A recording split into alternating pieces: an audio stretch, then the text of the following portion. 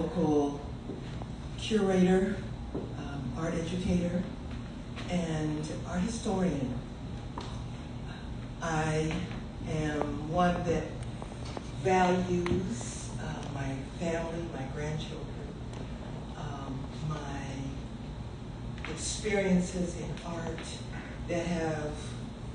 where I've met so many individuals who have changed and transformed my life. I value curry chicken and all things Jamaican and Caribbean food. And I enjoy having conversations like this with artists who are conscious and transforming the landscape of local, national, and international artists. Ms. Greta. Well, good afternoon, and thank you so much for coming. I'm always amazed that people actually come to listen to what I have to say. At any rate, I am a native Washingtonian, but more importantly, I'm a global citizen and a feminist and an artist. I have a beautiful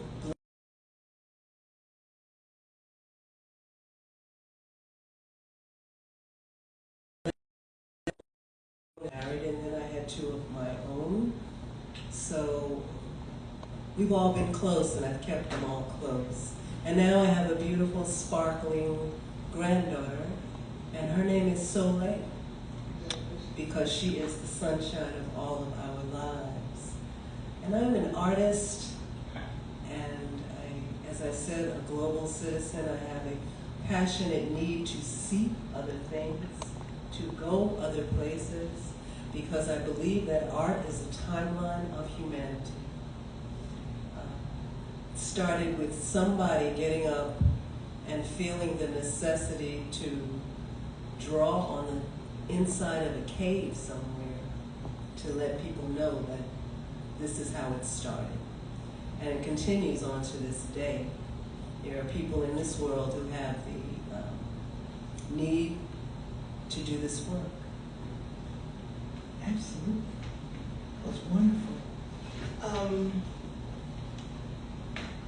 I think that your statement that you just said encompasses, I have to share her artist statement, because I think, as I said to her, it's one of the best artist statement I've ever read. Thank you.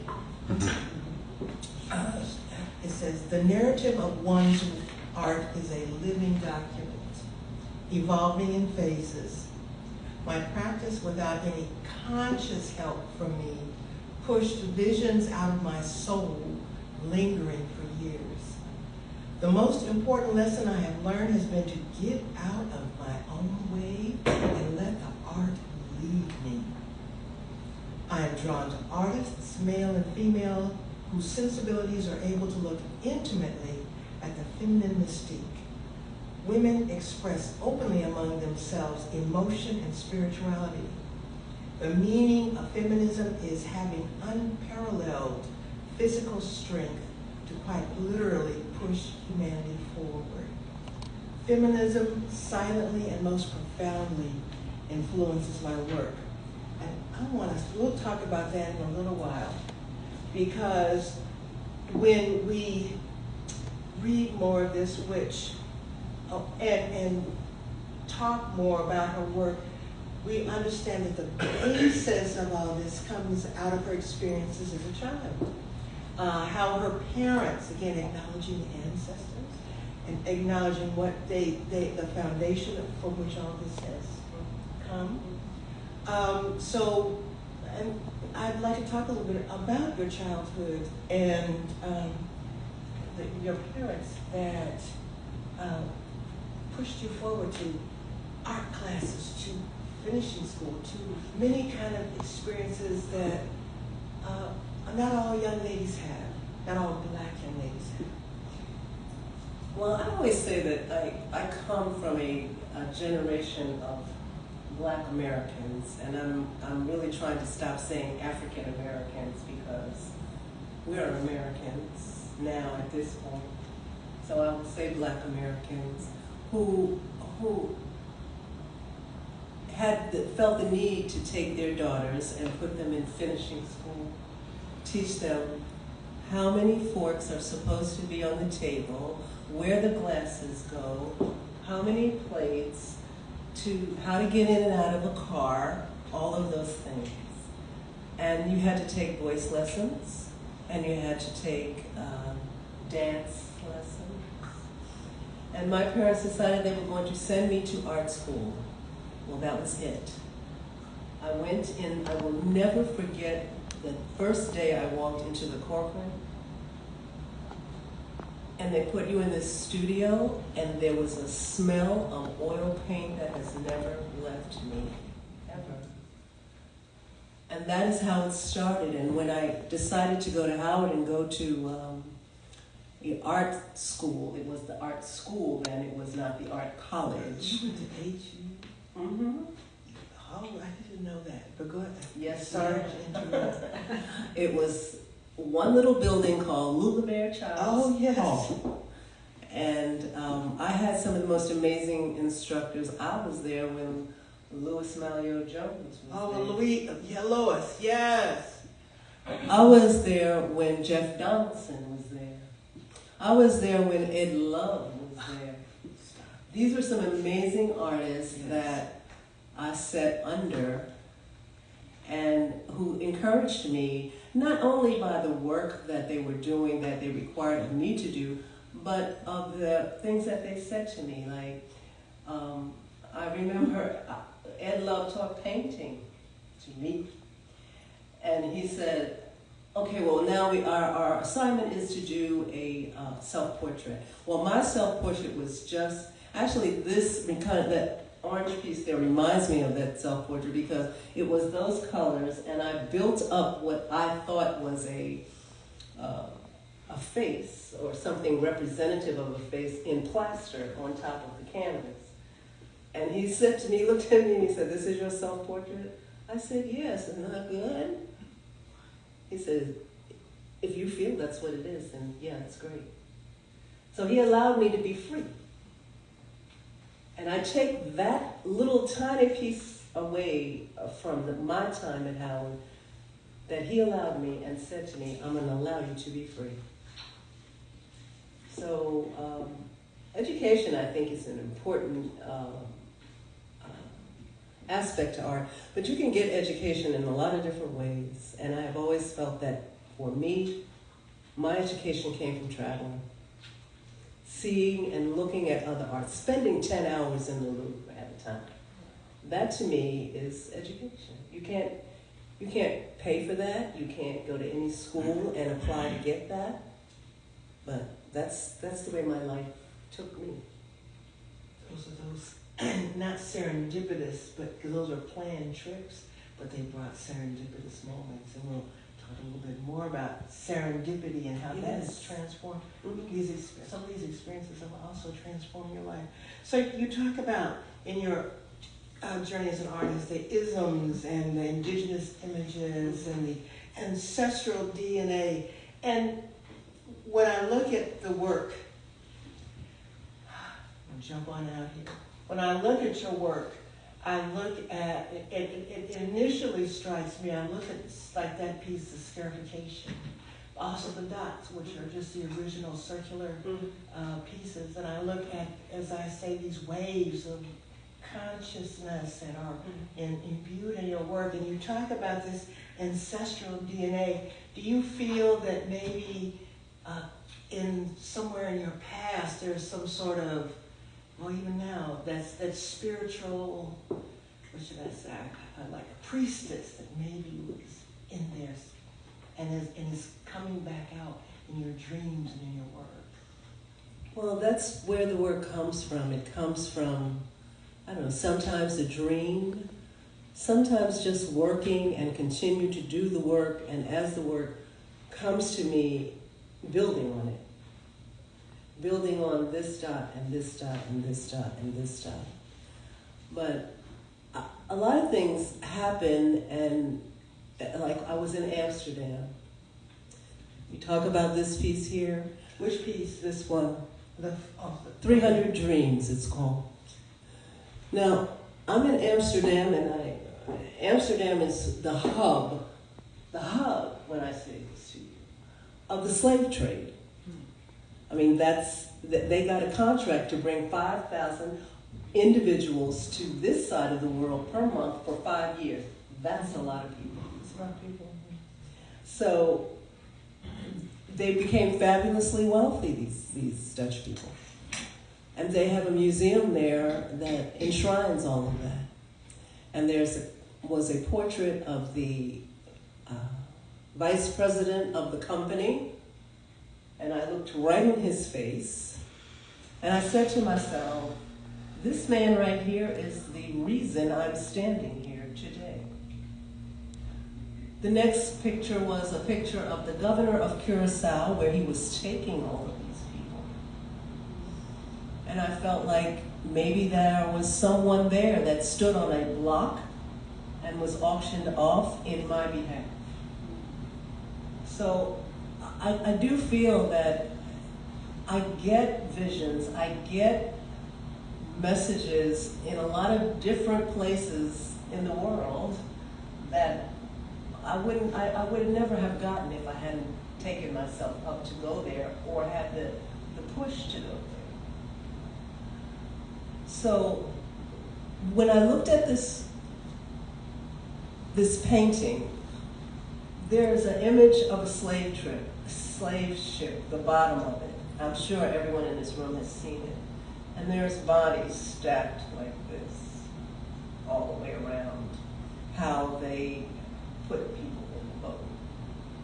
That wasn't how, I mean, it makes you feel like the boat was small, but when I went there, I saw an actual model of a slave ship, and they were huge because they had to make the money to come and go.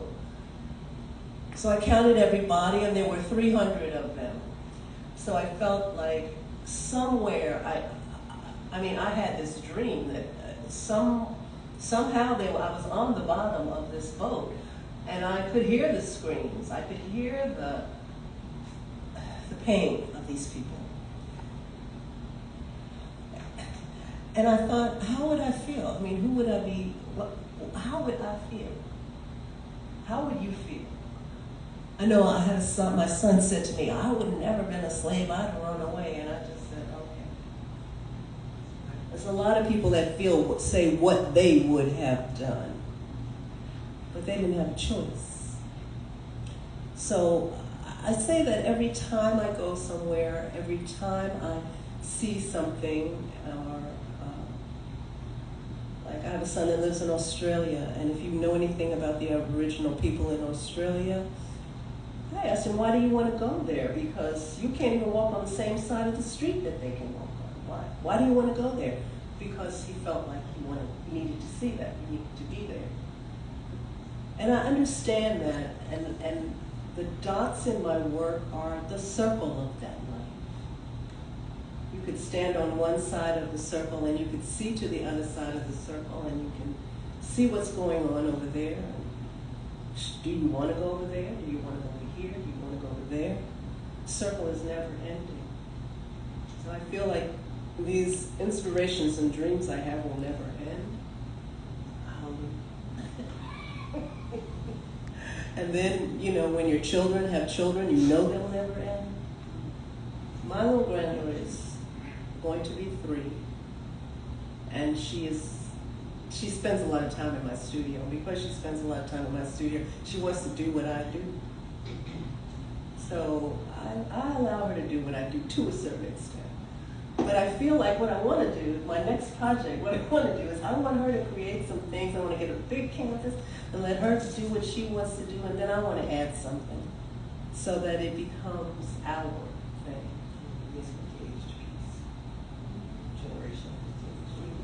But DNA is very important. Your DNA is very important. It is. They're unlocking so much now. Yes. In terms of, yes, those things were imprinted. Trauma is imprinted in your DNA. Yes. Trauma.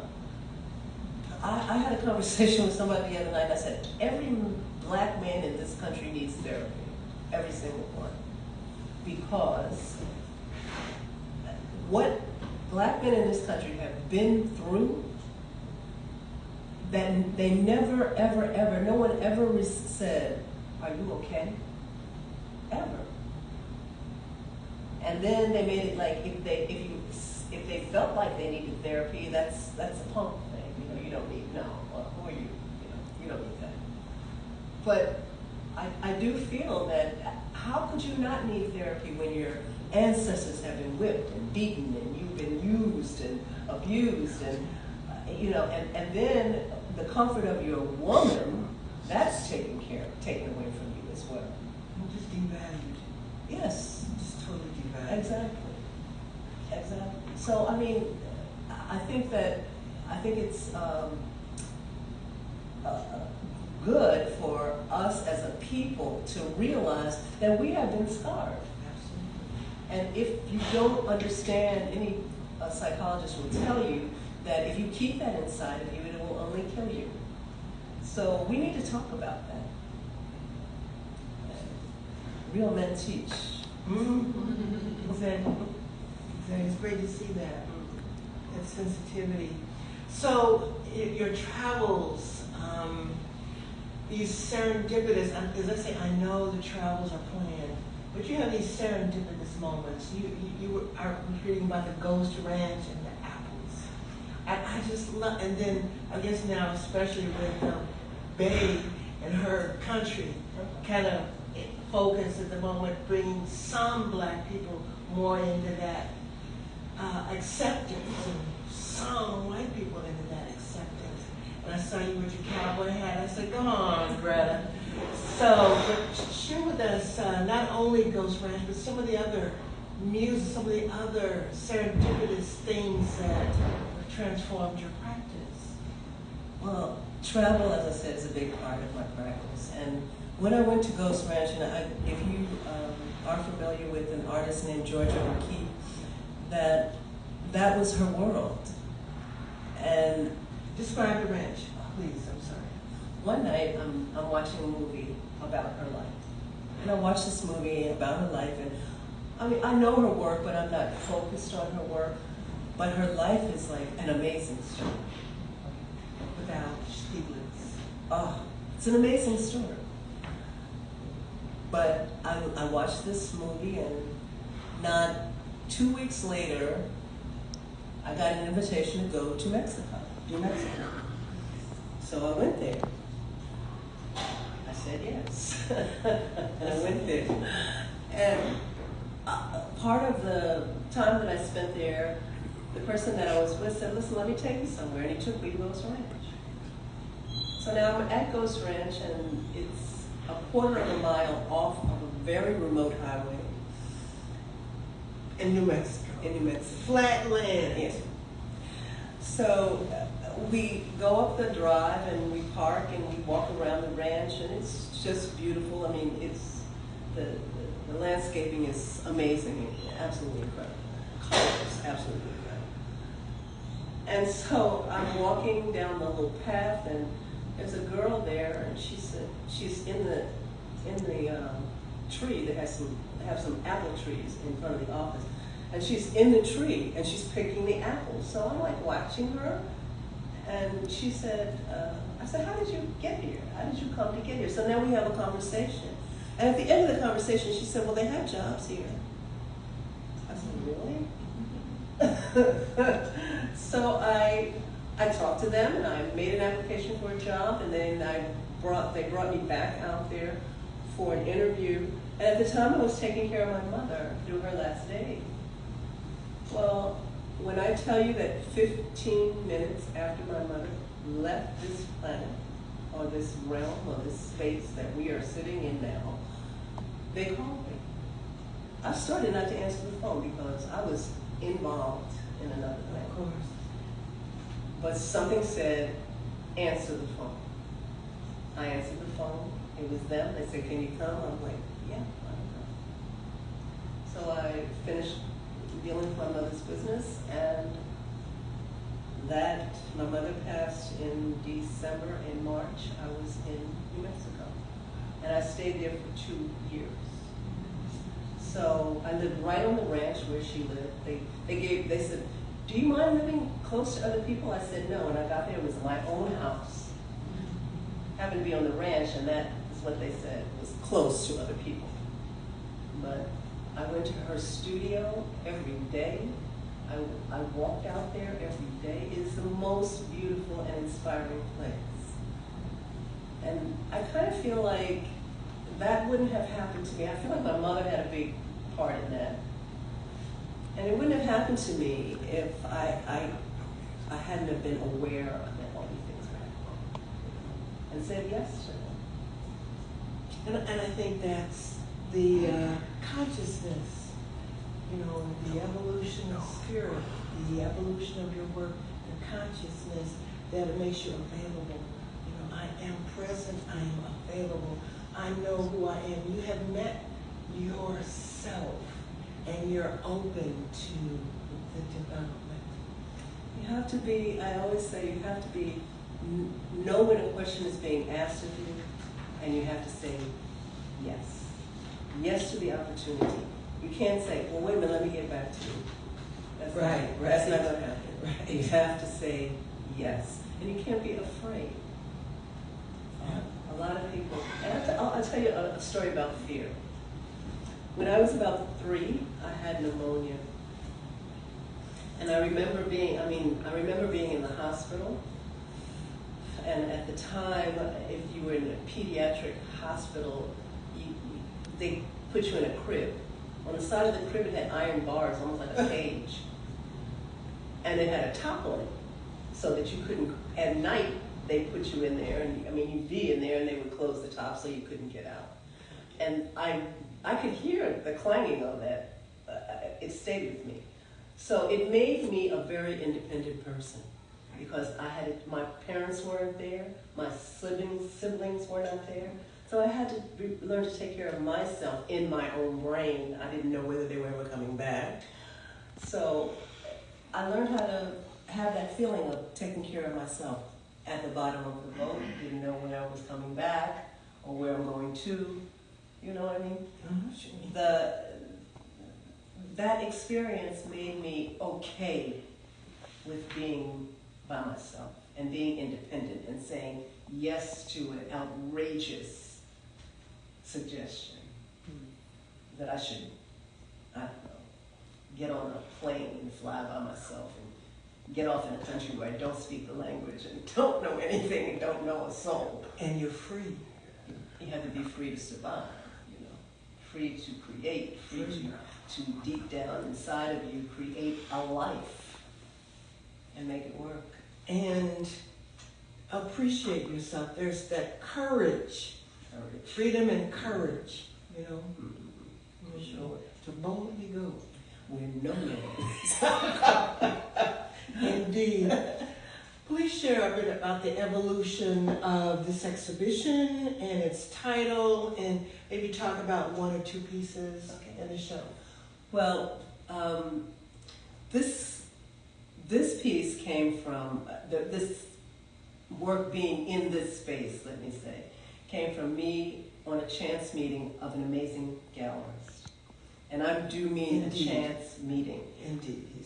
And walking into this place and feeling at home and feeling like I want to be in here. I want to show in here. Mm-hmm. And that was 3 years ago. Mm-hmm. So they have given me an opportunity to show a new and a body of my work every year for 3 years. So this particular exhibition has to do with ethereal visions, the vision of what's in here. And taking that vision and putting it on a canvas. Putting it out so other people can appreciate it and see it, and maybe be inspired by it to take one of these amazing trips that I have taken. Mm-hmm. And I've taken some really amazing trips in my lifetime. I wouldn't give back not one of them for any reason. However, each one of these pieces represents a different place in the world that I have been. And from this piece over here, the blue piece, that is what the water in the south of France looks like. It is so beautiful and so blue that I've never ever seen anything like it. And the south of France is on the same latitude as Santa Fe, New Mexico. So they have this same light thing going on there. It's just beautiful. There's something about the attitudes of the people. They're very sweet, nice people. I mean, it's that whole where the sun shines. I believe. I don't know. I'm probably wrong, but anyway, it's where the sun shines. And I kind of had such a great time there that this piece came from that. It's one of my favorite pieces that came from that trip. And that trip turned into 3 more trips and a residency. It turned into a lot more time being spent there because I fell in love with the place. This piece next to it is the structure. Yeah. The structure, the city structure. The city. That is Venice. And exactly. A lot of the places, most of the places that I've been always take me somewhere where there's water. Because water to me is very calming, peaceful. And it's not that I asked to go there, it's just that's where it happened. And I've been to Venice so many times. First time I went to Venice, if you know anything about that city, I got off the train because I was living further north in Italy at that time. And I got off the train and I walked out, and that's all you can see is water. There are no cars in Venice at all. It's just canals and water, and every place you go, you have to go on a boat. The bus that goes from here to there is a boat. And so I imagined myself as a queen in Venice, in gondola. And this is not something that's far-fetched, because when I tell you that we as black women are everywhere, we are everywhere. So the other piece there next to it is a piece that is inspired by Claude Monet, and he always painted his wife. And I just, the way he painted her, you could just see the love that he had for her. And she always wore these very elaborate hats with flowers all over them. And so I just admired the way that he presented her, and so I presented this lady like that. Her name is Madame Durille, and she is the woman of the city. The other one is, I'm sorry. No, you go ahead, please. Is inspired by Wilfredo Lam. Wilfredo Lam is a Cubanist, and his mother was a Santeria priestess, his grandmother. So, and he was able to go into these trances and be able to take out from these trances these amazing visions and show them. And I kind of like relate to that, because I feel as though some of the visions that I see are not things that everybody sees. Indeed. Looking at bodies. These pieces over here all really have to do with this concept of water. The piece on the end, that is called Eternal Rivers. Crossing the rivers. Now, there in the Yoruba religion, it's a concept of 16 rivers that you have to cross. In the ancient Egyptian religion, they are rivers that you cross, and you have to answer questions when you get to, St. Peter, huh? Yeah, you have to answer these questions. And exactly. Church snaps. Oh, Okay. And I mean, The Nile River, this came from my trip to Egypt.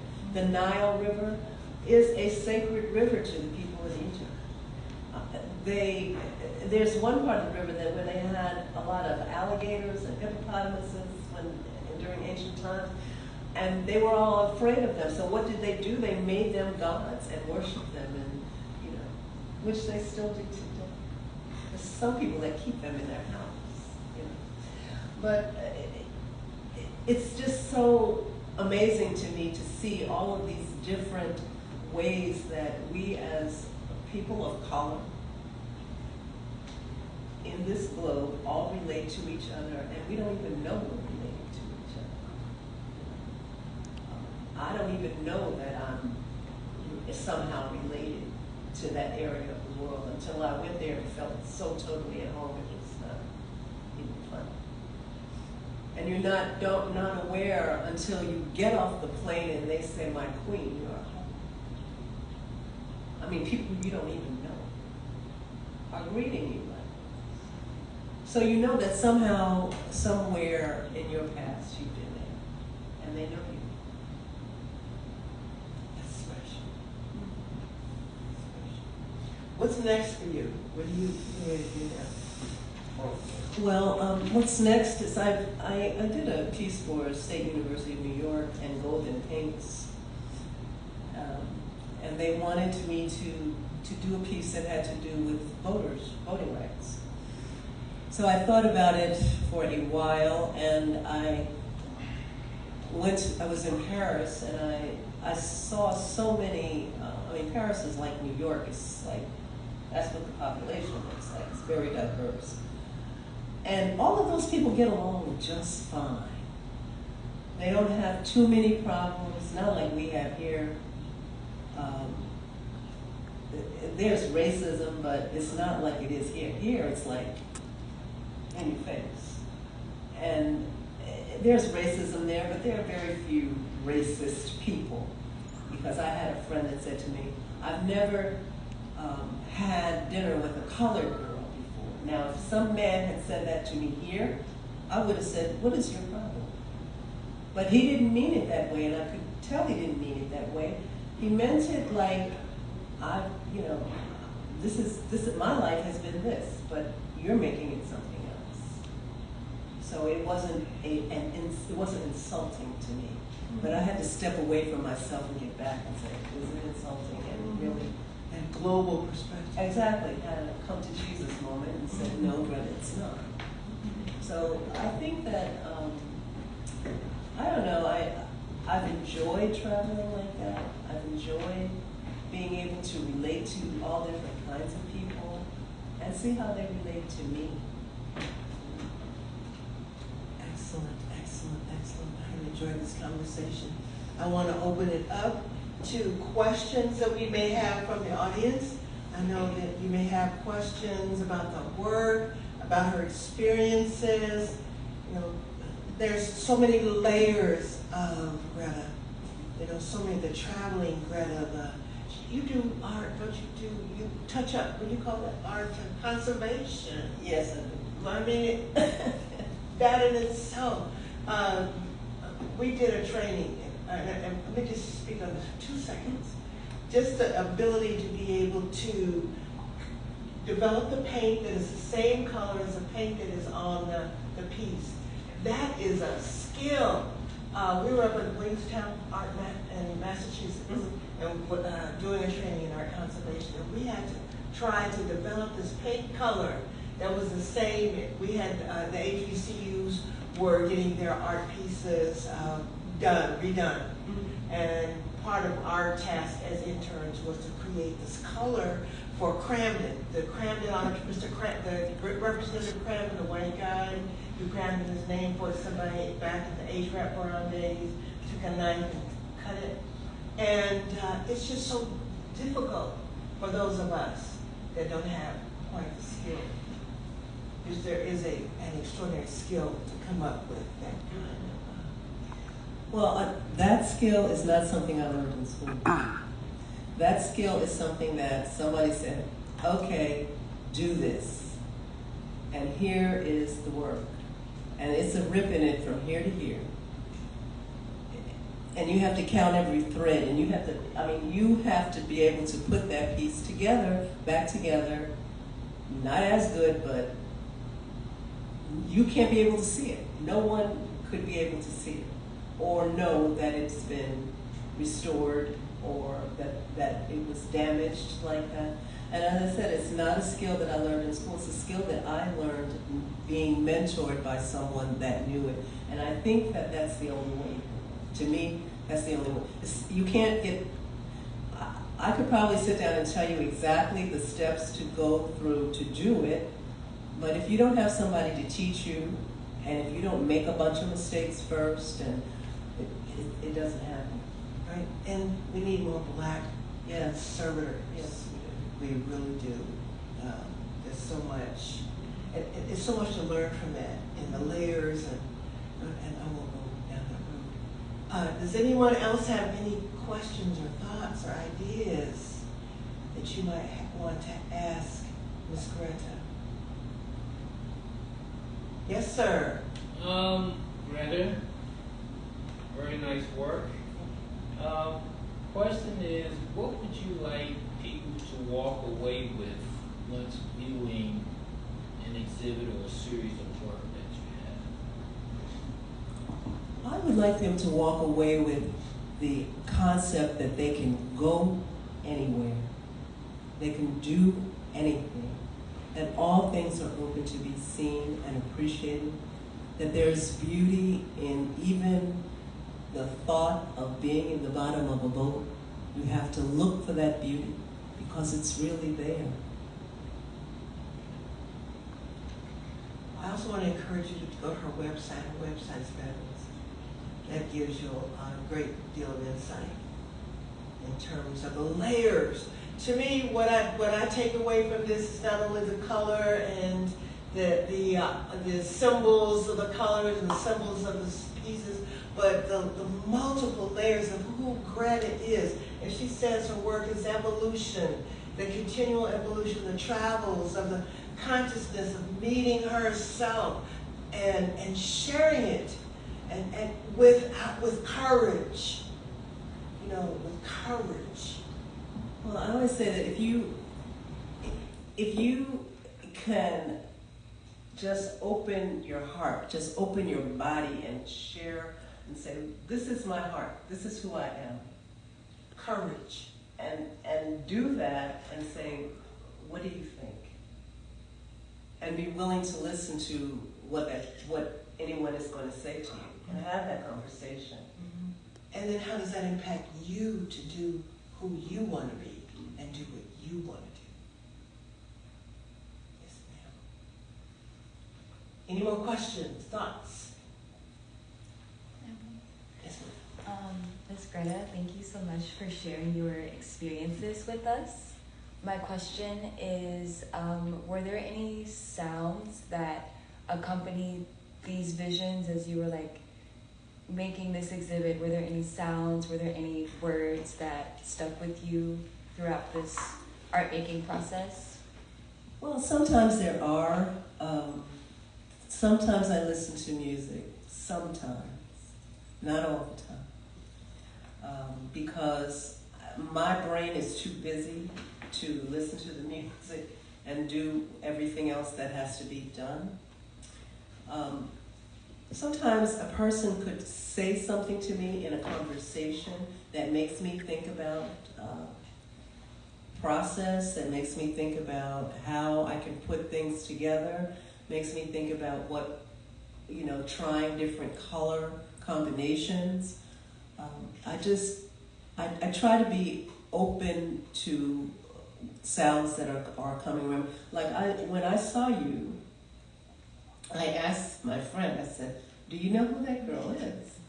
And she said, no, I don't know her. But your costume, and I'm not saying that in a bad way, your costume, this is my costume, your costume is so beautiful, and it takes a lot of courage to walk down the streets of this country looking that beautiful.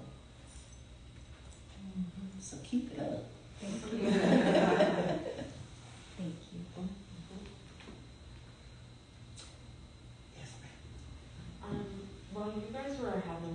conversation today, I kept thinking of the clip of Cheryl Lee Ralph when she was awarded her Emmy, and she was singing Endangered Species by Diana Reeves. I don't know if you're familiar with that song. I can't.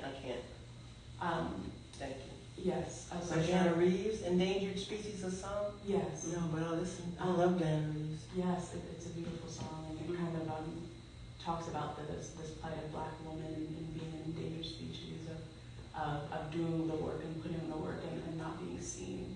And so it took Cheryl Lee Ralph way too long to be recognized at that point in her career. But I also think about it in a way, and you started off talking about how you're part of a generation of Black Americans who felt it was important to ground yourself in the arts. And I'm really curious to know what either of you would have to say about arts education and education in this region, and how we can kind of revive this lost generation that we're a part of, and grounding artists and young, especially young Black women, in something of substance. Well, I think arts education it's a very fine line of what you have to teach a person who says, I'm an art student, or I want to be an art student, or I want to be an artist. Because the artist of you is in here. So I think that we have to understand that art, it's visual, and it's mentorship. It's those types of things, that type of an approach to education that you have to have in order to make a person successful in this industry. They have to be a combination of a creative person. In order to live in this country, you also have to be a business person. You have to have all of those things in one. And that's possible to do, but you have to know going in that that's what it takes in order to do this. And it takes having a very small amount of, I don't care if I ever make a dime from this. I'm going to do it because I love it. And that has to be encouraged in students in this country. It's not as encouraged as I feel it should be, because being an artist in this country is really not a career choice that a lot of people respect in this country. It's respected pretty much every place else in the world, but here it is really not. So I think that moving forward, that as art educators, we have to be able to make sure that students know that this is a viable career for you. I mean, we wouldn't be able to exist without the beauty of color, without the beauty of, and all of those things are those creative things are important for us to spiritually move forward.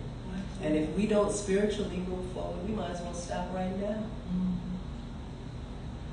I think in the District of Columbia, we live in a community that is really got some really great opportunities. Having come from Kansas City, Missouri, where summer jobs were cutting grass and working in the office, you have opportunities where students that are in the high schools, that are in arts programs, get funded to do. I remember the first time I was working at the Anacostia Museum, and I saw the summer money that had gone into the students at Duke Ellington and what they had been doing. So I think that, one, this is, for this community, there is a strong, it can get better, but there's a strong foundation.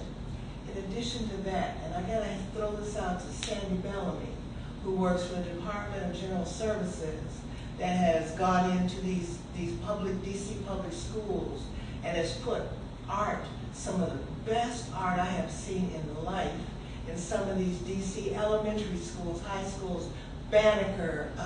There is a art piece by Victor Cook in Ward 8, that as you go down, you see this monument, and it is, and I said one day to, because the mayor was there and Mayor Bowser, and then the public school person, because they were opening up one of the schools.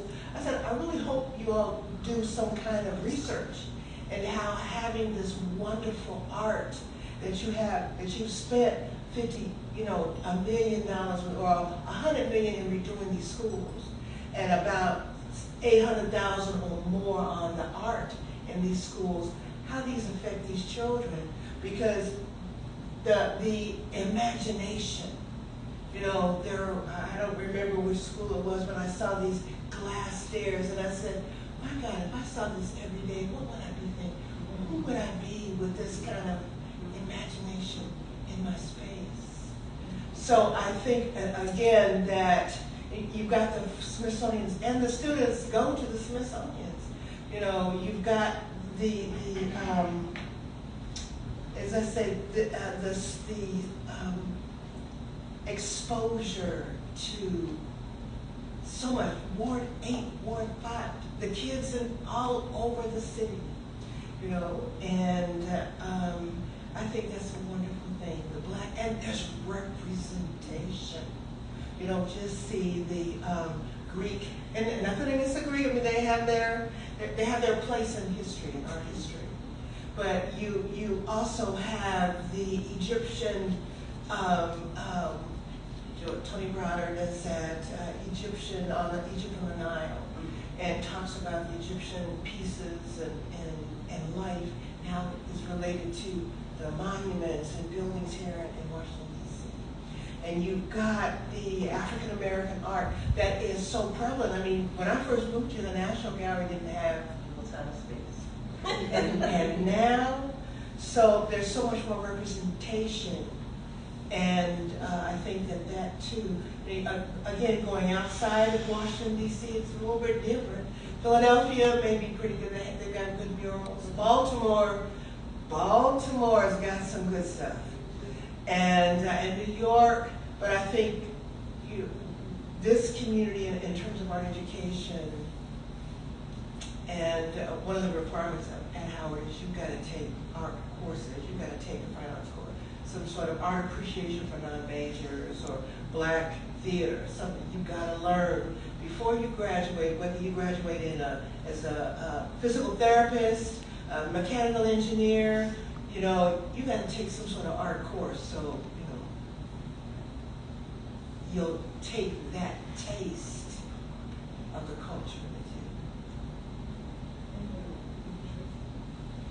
I have a question and a comment about, so earlier we were talking exactly about what you were just sharing as far as the art representation around the country, right?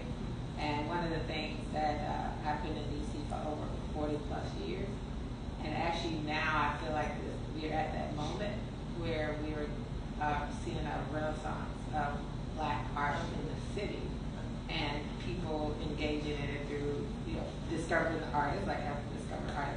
Right? I actually own a piece from her last show, and it's amazing. But how do you see us as the community, the collective, impacting and moving that even further along?